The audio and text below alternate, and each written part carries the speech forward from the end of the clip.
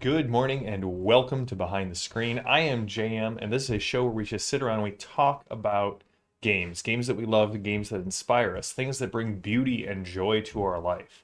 And today we're continuing our discussion on Hyperborea. So Hyperborea is in its third edition. It is a wonderfully weird science fantasy sword and sorcery game, a la Clark Ashton Smith is probably for me the exemplar of this style of game. I will. Oh, are you prove that it's a great game, Rook, or prove that it's morning? Morning, everyone. To Rook and Tink and Padre, good to see you. So we went with our overview last time, and this time we're delving into characters. And one of the things that I often hear from people when we're sitting down to make characters for old school games is that, hey, there's just not as many character options, right? Fighter, thief, mage, cleric, sometimes paladin, bard and monk get added in there pretty quickly, but we don't have as many character options. How do we distinguish our characters? Well, first of all, I would say old school games, you distinguish your characters by the experience they have and the loot that they gather. But Hyperborea, well, if you like classes, Hyperborea has 26 of them for you. I am still and always talking about games. 26 character classes. And again, you'll see the core four up there at the top. We've got fighters, magicians, clerics, and thieves. And that is basically the sort of the core that we've come to expect from a game like this. Now, I will say what's interesting about this game is that the designer, Jeffrey Talanian, has done a great job of saying, hey, if you want to play one of the core four, there's benefits to that.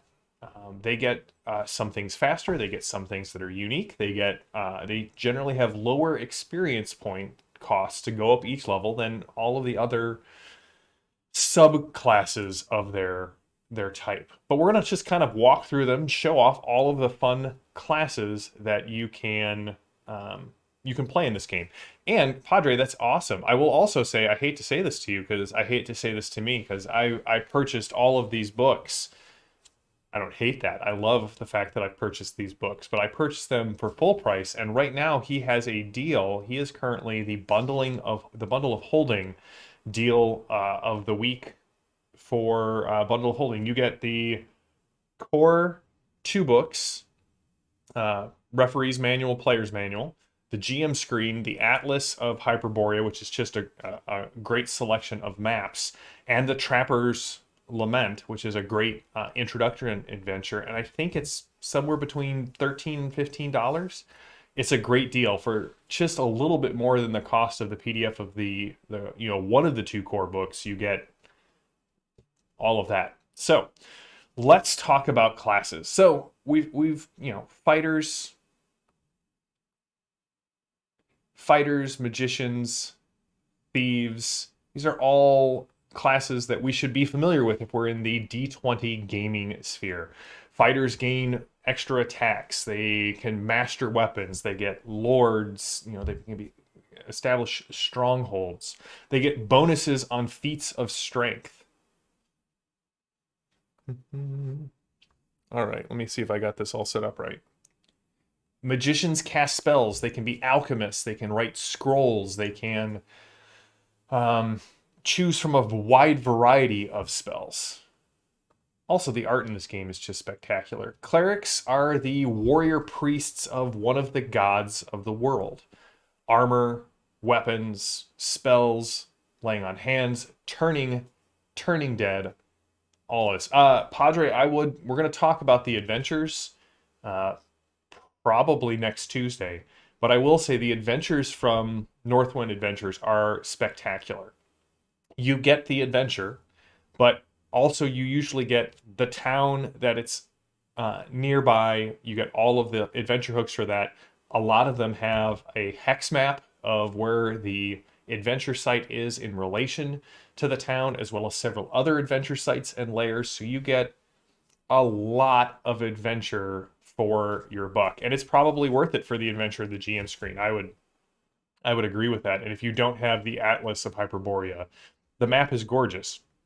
He just did a Kickstarter for a cloth and a vinyl large scale version of the map. And if any of those are left over after the Kickstarter, I'm planning on picking one of those up. Thieves. All of these should be familiar. And now we get into the subclasses. And again, this game takes its inspiration from the pulp and weird fantasy of bygone days. So Conan, Kane, the writings of Clark Ashton Smith and H.P. Lovecraft. So the barbarian is not what we would consider the barbarian of modern D&D. This is a rugged person who grew up in the tribes on the outside of society. They're great ambushers. They're harder to surprise. They have physical traits that sort of defy expectations, their ability to climb. I'm reading through the Conan stories with my son, and Conan's always scaling something. They can pull poison from the wounds. They're experts at leaping, riding horses, interacting with the natural world. And they have a natural distrust of sorcery and magic. And that's kind of one of the things of the subclasses. As you get into the subclasses, they give you cool abilities, but they often come with restrictions. So this barbarian is less of the battle rager that we see in 3.5 or 3.0 and on. And this is more of just a natural warrior who lives by the strength of her sword, sword arm, and has the benefits of a more wild and barbarous background.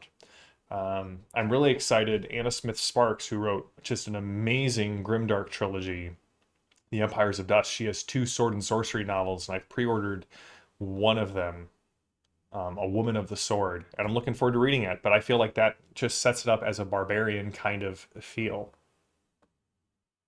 The Berserker is, yes, elements of the old Diablo Berserker or Barbarian are there. I'm really enjoying the current Barbarian in Diablo 4. All right, so the Berserker is more of the barbarian that you kind of are expecting, right? They have a rage. They can fly into a Berserker fury where they chew their shield and scatter their enemies before them. They have some of the same physical benefits as the barbarian, but not really as many. I personally love the Cataphract. The Cataphract is a heavy armored warrior. So a knight would fit in here, but also obviously the Cataphracti of Byzantium and other heavy warriors. The Huntsman is a great class. It's not really a ranger. A ranger sits on the outside. Maybe the huntsman and the ranger are opposite sides of the same coin. The huntsman is somebody who goes out and traps and seeks different animals and monsters, goes out and is like poaching, hunting them down, bringing back food for tribes or for people. It's a really unique class that I actually think, I mean, when I say I want to play all of these classes, I don't actually mean I want to play them because I love GMing. I want to see people playing them in my game. They have a unique ability where they can actually harvest venom from monsters' creatures and use that on their weapons. On the flip side of that, you have the Ranger. Oh, sorry, the Paladin. We'll get to the Ranger. Paladin is pretty part and parcel with everything we've come to expect from a holy crusading warrior. Hey, Haley, good to see you. You will probably get a chance to play this one at the table at some point. There we go, the Ranger. And the Ranger is really a civilized or civilized adjacent character who is looking out at the wilderness with kind of the eye of protecting the borderlands. They are the Dunedain, right? What does Strider say to Frodo is that, many a ranger has kept Bree from terrors that would make their blood run cold if the Breeman knew about it. And yes, Padre, if you ever get Diablo 4, reach out. We have an iconic Diablo guild. And then rounding out the fighter classes, the fighter subclasses, is the Warlock. If you want to play a fighter mage, a fighter sorcerer, someone in the vein of Elric, this is the class for you.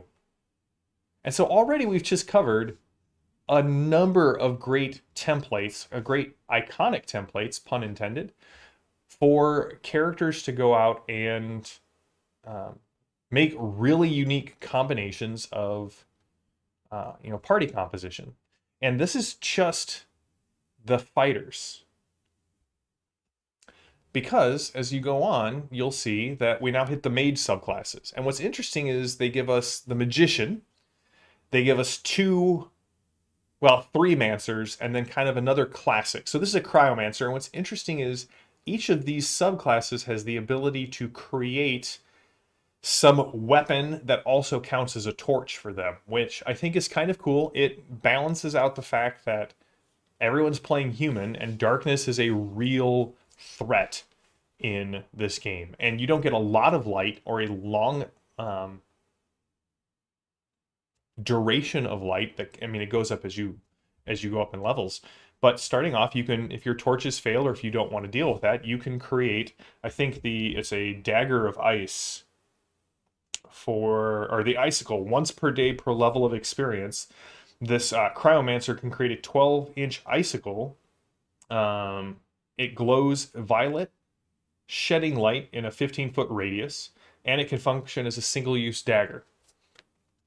Kind of a cool thing. They get bonuses to their cold spells and cold resistance, and penalties to their fire spells and their fire resistance, flipped for the pyromancer. The illusionist is another classic old school magic user, right? First edition had it, second edition has it. It's always was weird to me that we went illusionist as the first sort of subclass of the mage, but here we are.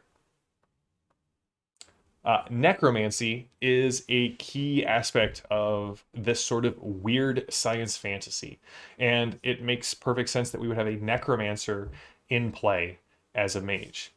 And finally, rounding that out, we have the pyromancer. So that's our mage subclasses, and already we've covered 14 of the 26 classes that you could play in this game. And what I love is they could have just done 4. They could have just done the classic 6 or 8 and felt like, hey, that's good enough. Some of these are pulled directly out of the fiction that Jeffrey and his team say inspire them. Some of these are just, well, hey, if we're going to mix these two classes, what would these two classes mixed together look like? And again, from a GM's perspective, each one of these subclasses has so much character that I really can see I could run this game multiple times and never see the exact same group, but watch them sort of progress in the same manner. Yes, the alchemy ability does say that you get to recognize potions by taste, but that's just not a good idea. And that is a very not great idea, especially in Hyperborea, where you have everything from witches brewing potions to ancient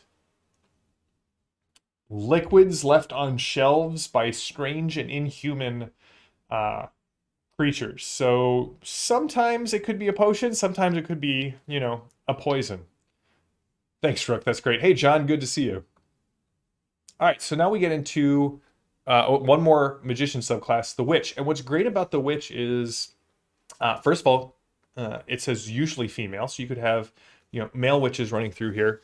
And in addition to alchemy, they have these brew decoctions, which is making poisons, other potions, things kind of beyond the scope of alchemy. This is a class where if you want to kind of play a classic witch and have access to a lot of curses and a lot of ways to debilitate those who have wronged you, this is the class to play.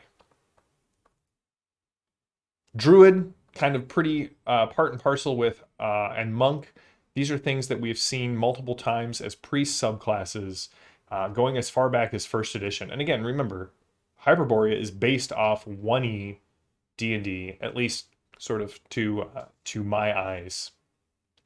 The priest is an interesting subclass. So if the cleric is a warrior priest, the priest is just sort of the esoteric philosopher, theologian aspect to that.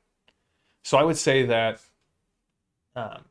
you get a little bit more divine access, but you are definitely not the one wanting to get into a fight. It is more akin to the mage or the magician than it is to the cleric, kind of what we see in typical D20 fantasy.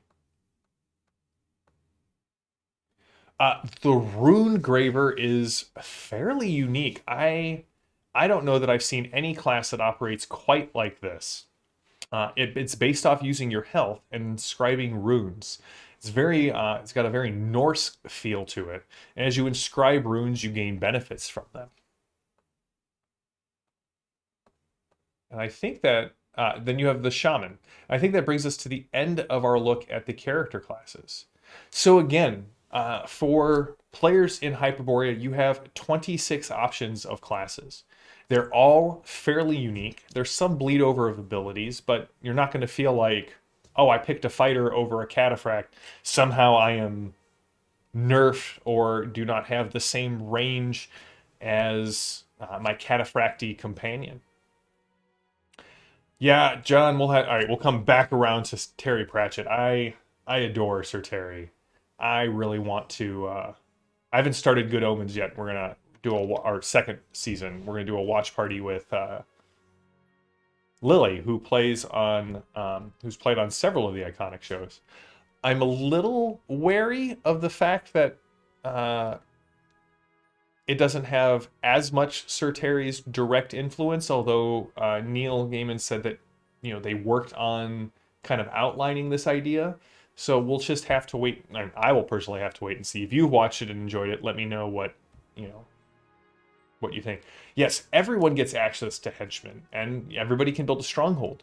The rest of the rules in the player's guide are basically everything you would need to use as a player. You got your equipment, you've got rules for just kind of generally how adventuring works, you've got rules for combat, and several appendices that just kind of help you round out your character. So again, these books are fairly large, about 300 pages, but the advantage is they've clearly split it between the player's side and the referee's side. So players at the table just need a copy of a smaller book. I mean, this used to be, I think in second edition, it was one giant, almost 700-page book. I think they quite wisely split these into two. It holds to the spirit of Sir Terry. All right, I am looking forward to that. We're gonna do a watch party, John. When we do that, you want me to reach out? Should we do an iconic watch party of season 2 of Good Omens? I will do that. We will hang out and chat as we watch Good Omens with Lily and my wife. So that's Hyperborea from the character side. I have yet to get Hyperborea to the table. But I saw Tink said it's her third favorite book purchased this year. I would argue, or I would agree with that. I think between that and the Black Sword Hack, a couple of other things, I'm really excited about getting this to the table. I'm also excited about what's just arrived in the mail, and I will be doing a review of this after we get through Hyperborea. Finally got ETU, John. And I'm really pleased with it. Thanks for the recommendation. Still haven't gotten Lost Colony yet, but as soon as it comes in, know that I'll be doing that review as well. So that's it. I hope that overview of the classes in Hyperborea got you excited to... I didn't see Husman's Fantasy Companion unboxing. Put it in the behind the screen chat on Iconic, because I would love to look at that, because I'm planning on doing a Fantasy Companion review after we finish up Hyperborea. So I'd love to see that. My son just made his Fantasy Companion character. He's playing a He's playing a sorcerer, and he picked his first powers for any Savage Worlds character that he's played. And he picked Burst, Dark Sight, and Object Read. So I'm looking forward to running him through some Savage Worlds stuff, and hoping that I can start a Pine Box Middle School game at his school for their RPG club come January, which would be just amazing. So if you liked my review, my overview of the classes and the players options from Hyperborea, please go check it out at the for the bundle of holding, because it's, let me pull that up one more time. Here we go.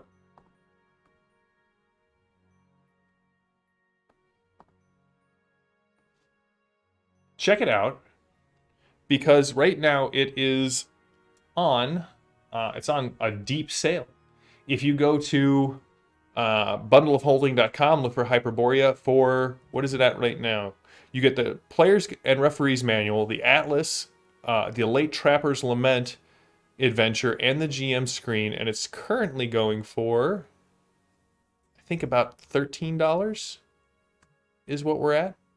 So, thanks to everyone for showing up. Thanks to everyone for hanging out. Haley, good to see you. Looking forward to getting back to gaming sometime soon.